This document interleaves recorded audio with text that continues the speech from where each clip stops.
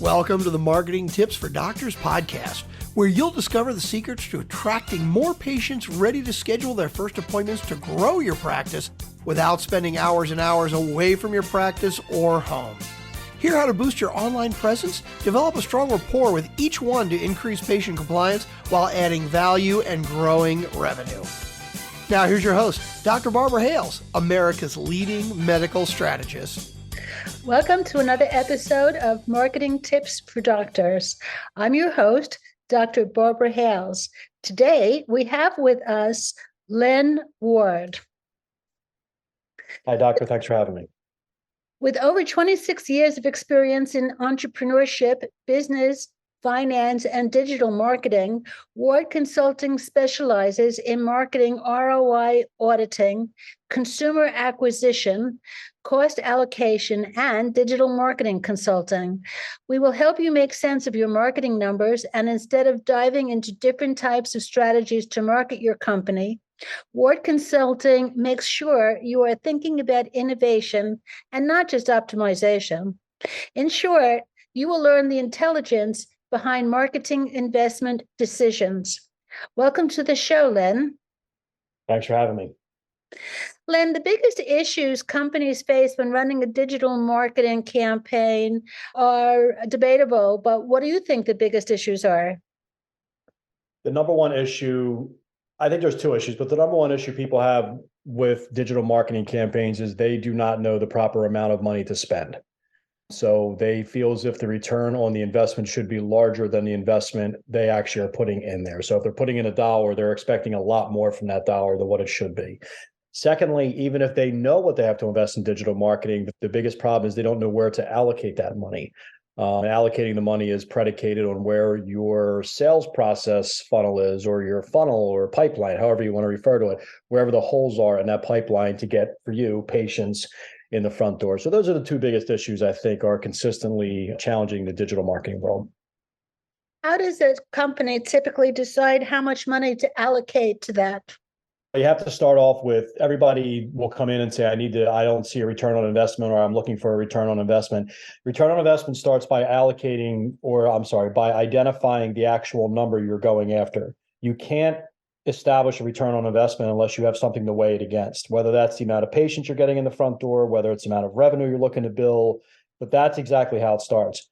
Once you identify the money that you're going after, the revenue target, we'll say, then you have to go in and say, how many patients do I need to hit that revenue target? Then you take a step back and then you identify, what does my pipeline look like? And then right there is where your marketing budget starts emerging. Then it's, okay, I'm looking at the holes in my sales pipeline or my funnel, and it's obvious that I have to allocate money in a couple different areas.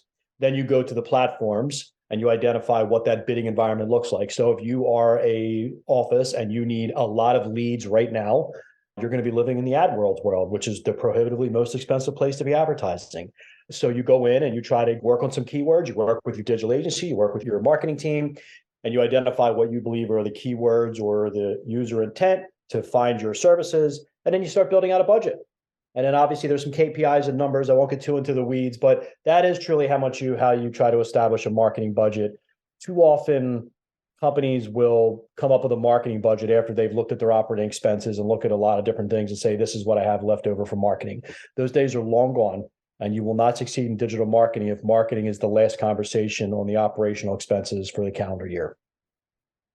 Have you converted at all to AI in your marketing yet?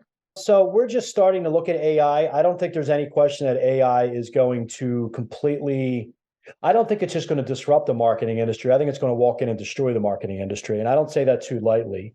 I was fortunate enough at my age, dating myself, I've been around when the internet kind of started emerging. I remember when I owned a digital agency, we were optimizing for 15 search engines, not just Google.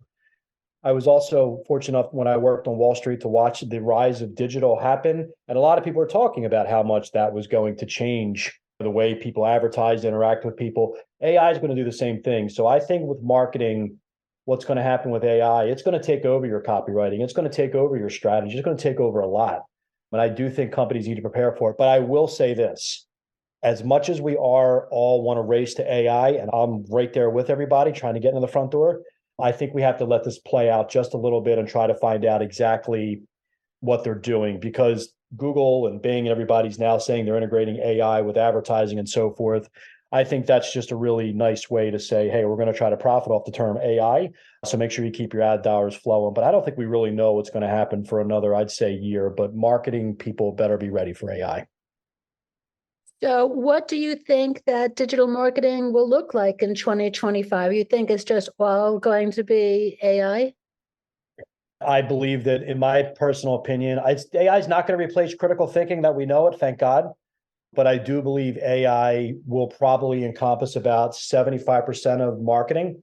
If I had to predict, I believe marketing teams are going to be down to about 2 to 3 people. And I believe that AI and so whatever platforms are wrapped around that will be running your campaigns. So it's the companies which is what I'm teaching now. It's the companies that have mastered the investment in marketing are the ones that are going to succeed. It's the ones who are going to really have really good creative, although I do think AI is going to replace that. And those 2 people are the ones that are really the ones that are going to succeed. So I do believe marketing departments are going to be cut by 75%. And I believe it's the ones who truly have a really good product, like a game changer, a separator, are the ones that are really going to make it. Yeah, marketing is going to look very different. I think there's going to be a lot of people coming out of college with quote unquote no longer marketing degrees. And that's a good thing. Everyone knows that online scamming has increased markedly over the last 2 years.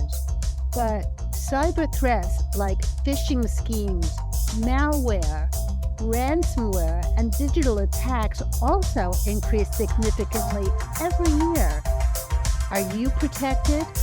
How much money would your business or practice lose out on if you are attacked? Get in touch with today's sponsors, Sound Cyber Security, for assessments in your business and protection. Contact them at soundcybersecurity.com. Protect yourself before it is too late. Now, back to our podcast. So for our listeners out there, could you explain to them what AI is and how one converts over to that? Artificial intelligence, right now, the easiest form to understand is ChatGPT. That's the Microsoft product. This is the one Elon Musk put a lot of money behind. ChatGPT has a rapid, fast way in which it can crawl the internet and formulate and put together an answer for you predicated on the questions you're asking it. It can also do the same thing with creative, meaning it can create an actual image for you. If you say, hey, create a purple duck walking down the street in New York City, it can create that, although it's really not there. However, the conversation piece with ChatGPT is very interesting because the way it scrolls and crawls the internet and harvests data can give you answers that in the past may have taken you customer surveys, days upon days, if not weeks, to scroll on the internet, reading and trying to put an entire thesis together and saying, this is what I think it's going to be. ChatGPT digests all the stuff that the humans have ever created and says, this is what your answer is. The problem with ChatGPT is that a good 35 to 40% of it may not be accurate because some of the stuff you're looking at online is really not accurate, but it's going to change. It's going to change the way we do jobs. Like instead of having somebody do a task for you, you're probably going to ask an AI interactive device, hey, can you handle this for me? Hey, can you do that for me? So the stuff per se of marketing, can you build this campaign for me? Can you tell me how to fix this on a website? That's the kind of stuff it's going to handle. So I hope that kind of explains it. And I think the actual explanation of AI is probably going to change a little bit over the next 6 months. How can someone truly map out an ROI campaign from marketing? That comes back again to understanding what your targeted goal is, and then really understanding what your customer acquisition cost and your lifetime value. So you have to really understand what you're investing in your customer acquisition cost. Is the investment in your customer acquisition cost properly allocated across the holes in your pipeline? And then weighing that against the lifetime value of the client. So if your customer acquisition cost is $100 and your lifetime value of a client is $1,000, meaning they will come up 10 times and spend $100 with you, your investment in marketing is 10 to 1. For every dollar you put into sales and marketing, you're getting $10 back. And that is the proper way on how to look at a return on investment. What you cannot do when you're looking at return on investment is trying to pull in operating expenses and say, oh, yeah, but that I had this, I had that. It's really identifying all the main components that go into your customer acquisition costs, which is all things marketing, all things sales. And once you have that, you now have the foundation of identifying what your return on the marketing is. How do you help medical practices get patient acquisition? How do we help medical get patient? Okay, so you mean patient acquisition costs? Or you mean just obviously get patients in the front door? Are you involved in getting patients through the front door, or? Yeah, we have worked with medical facilities in the past. So currently right now, when I owned a digital agency, I owned a full scale digital agency, two of them. We did work with medical facilities and bringing them in. So it was the classic pay-per-click, retargeting, geofencing, email drip campaigns, all the touch points. So if you are in the cosmetic area, and let's just say you're doing filler in the face and Botox and so forth, there's multiple times in which people would like to be touched for that. Obviously, pricing is going to be really big for that. But yes, we would simply run pay-per-click campaigns. You're trying to get them in the front door. There's a special on however many vials you're purchasing, email drip campaigns. And so you have to remember, if you are in that field, if it's a medical emergency, that's different. We know we're going to the emergency room. If your tooth is cracked, you're going to the dentist. That's different. That's a Google, and you're just trying to get there to alleviate pain. When you are trying, when it's a little bit of a different medical situation and it's an elective medical situation, then you have to remember the average person would like to be touched in the neighborhood of about 5 to 10 times, and you need to make sure your ad campaign is touching those 5 to 10 times. What are 2 tips that you could give our listeners today that they could implement right away in terms of digital marketing campaigns? It's mandatory to leverage your email list much more than you are. I don't care what anyone tells you out there. Email is still the largest converter of sales. I understand that people's email boxes are inundated right now, and it does get frustrating. But if you're really good at email marketing, if you do have the right taglines, and offer the readers something that's legit, don't just send them a blog post. Nobody cares about that. But if you want to, again, I'll go back to cosmetic. If you want to do before and after pictures, which is what everybody likes to see, that's something somebody wants to read on an email. Leverage your email list. Make sure you're reaching out to past or current clients or prospective patients or clients, however you like to refer to them, at least on a monthly basis. Make sure you have an offer on there. And if somebody does come in the front door and does have a consultation, one of the things you want to do to make sure that you're keeping them there is implement a drip campaign, which means a series of, say, 3 to 6 pieces of content that's mailed out to those individuals over the course of, say, 3 months, however many times you see the individual patient. So standard email campaign, make sure you have something going out on a monthly basis, and then a drip email campaign for patients that you're trying to actually convert are 2 things you should be implementing almost immediately. I'm sure that you have a lot of competitors in the digital marketing field.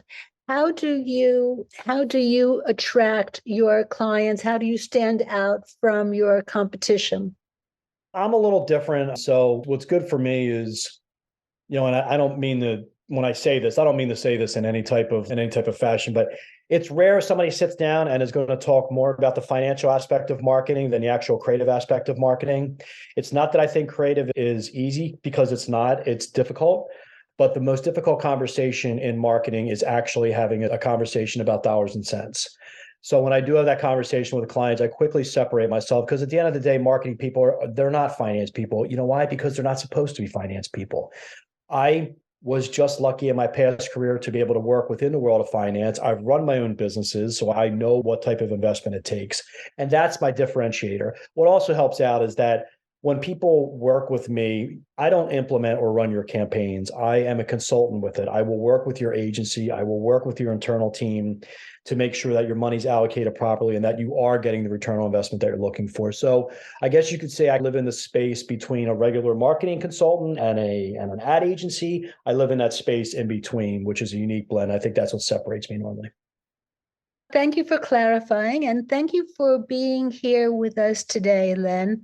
This has been another episode of Marketing Tips for Doctors, speaking with Len Ward. Till next time. Thanks for listening to Marketing Tips for Doctors. If you like the podcast, please subscribe, rate, and review. Press the subscribe button so you never miss an episode, and tell your friends about the show. Join us on marketingtipsfordoctors.com for replays and more resources to help grow your practice, strengthen your brand, and dominate your field. Remember, you are one tweet from greatness.